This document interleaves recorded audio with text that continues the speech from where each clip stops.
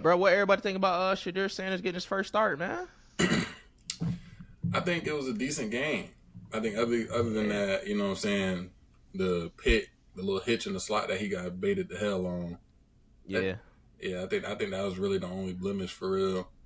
Um, they really, I'm not gonna say they helped him out, but they ain't let him do too much. Like he was obviously on a Yeah. leash, I think and I think they did a good job of play calling for one. mm, Obviously it's different than last week where he got thrown in versus Baltimore in the second half without getting any first team reps. So it's completely death different. sentence. And then the coach came out saying that's his first time getting first team reps since he been drafted. He ain't getting none in OTAs. He ain't getting none in fall camp. He ain't getting none when Joe Flacco got traded. No, So for that to be your first time getting first team reps with the ones O line, with the ones receivers, is I think he did a good job, bro. Because it's tough because different quarterbacks have different cadences. What a lot of people don't understand. Different quarterbacks say the plays in the huddle differently. You may have one quarterback that's a vet that may be like, hey, gun trio right, Y mode to this. You know what I'm saying? Use hand motions while they talk. That way, while you in the mm, huddle, you reading his lips, pause. But at the same time, the non-verbals is helping you get the full picture of what it's going to be at the end of the day. Versus himself, most times I've been around young quarterbacks, they just trying not to forget to play. Hey, why motor trips right? Da da da da da da da da on one, ready? And you trying to figure out what the heck going on. So I think he did a good job, like you said. Besides the pick, the DN, he baited him. It looked like he buzzed to the flat, then he came back underneath, which was a smart play on him. Pause. Uh, but you know what I'm saying, they kept the play calling to a day one install. You can tell, and then obviously the defense had his back all game. Myles Garrett went crazy. yeah. Yeah, he definitely a lot of quick throws, a lot of I think his short the couple intermediate deep. stuff. My bad. I was gonna say the couple deep throws he had did look good. Though the one, well, both of them were rolling out to the right, but one he layered in to Judy, and then the other Yeah. one was to Bond deep. And look, and that's the thing. A lot of folks forgetting his stats would have been way better without that fumble. Yeah, With the fumble by Judy, yeah. I think he finished with like 209, but that Judy fumble would have gave him some more. But no, I think they kept it, kind of a lot of quick game stuff for him.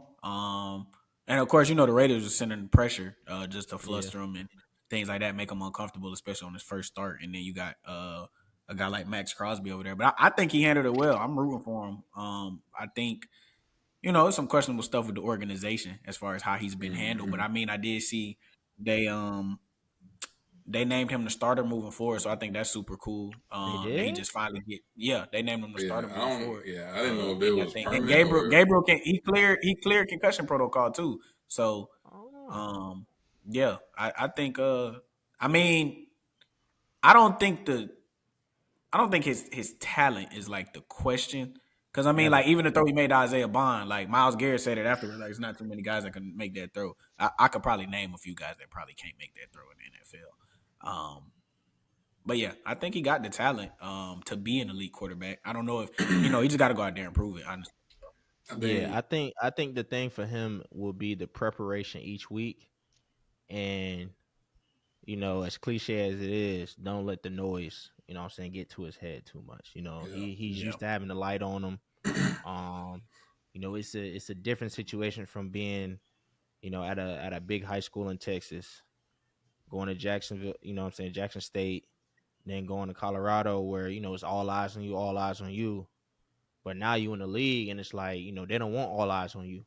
But at the same mm, time, your last name is your last name. You can't really handle that. So it's gonna come with it regardless. So, just even seeing like some of the post game interviews with him, he got his confidence, but again, the average fan and the average viewer is gonna see that as cockiness and this and that. So they right, praying on right, his downfall. But, I just hope he stay locked in, stay humble, um, and just attack it, bro. Have fun. You feel me? That's the main thing. Mm, Have fun. You go out there. If he threw the first pick, cool. Just keep playing. Have fun.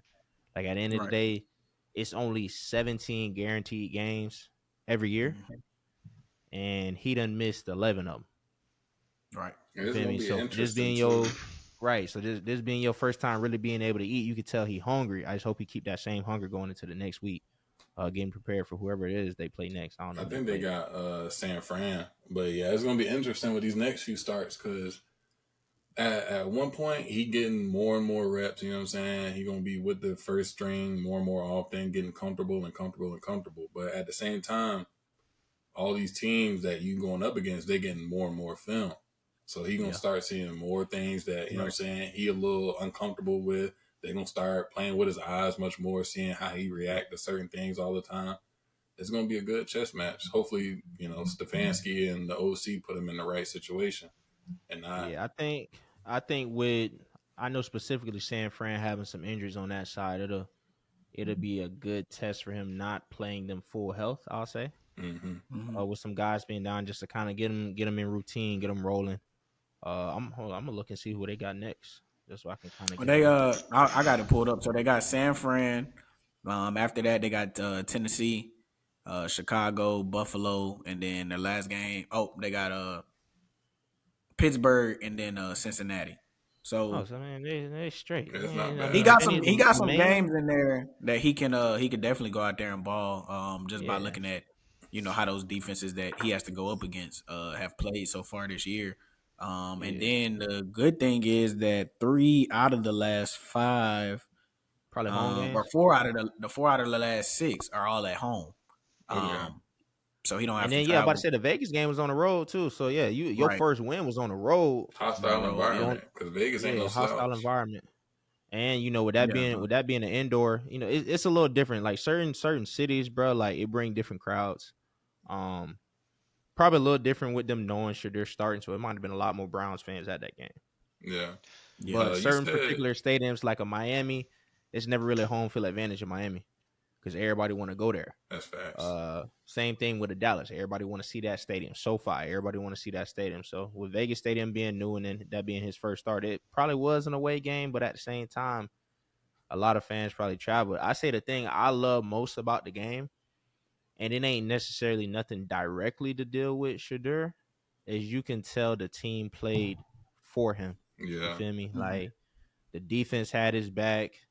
Them boys out there making plays. The offensive weapons was making plays. Whether it's a quick game, like you said, quick game pass to the running back, he take that thing to the crib, or layering passes down the field off play action. Mm. I think that's his game right there. As long as the run game's going, they got some good running backs there with Judkins, with Simpson. Uh, I believe that's his name, and then they still got Ford too. So you got a plethora of running backs there. You got a nice tight end you brought in from Bowling Green, young bull rookie. Yeah. Harold It's Tannehill. just about keeping the game plan simple and putting everything to his strengths versus trying to make him something he not. But that Yeah. a lot of Right. times you see that, especially going from Joe Flacco to DG to going to him, you may have Mhm. a coordinator try and fit everybody into the system versus fitting the system into the quarterback or the people on the roster, people on the field actually playing. So Yeah. That's I why I think you think have to like know what you LaFleur like. and Kevin O'Connell do well. Will they back up QBs in the situations they've had to go through? They don't just stick with you know what I'm saying? They're not hard headed. They're gonna adapt. But one quick thing before Guy, you get what you gotta get off. The energy as a whole was different on the sideline. Like to your point, I seen Myles Garrett smile on the sideline. I hadn't seen him Yeah. smile on the sideline in like 3-4 games, bro. That boy be pouting, dog. That boy be I'm throwing his telling you. helmet over there slouched up. I'm Yeah, like, bro, you just Miles got ain't three he sacks this ain't game. smiled since he signed that contract. All that I'm money. telling That's you. probably the last time But he we ain't gonna smiled. speak on that because it's low key his fault.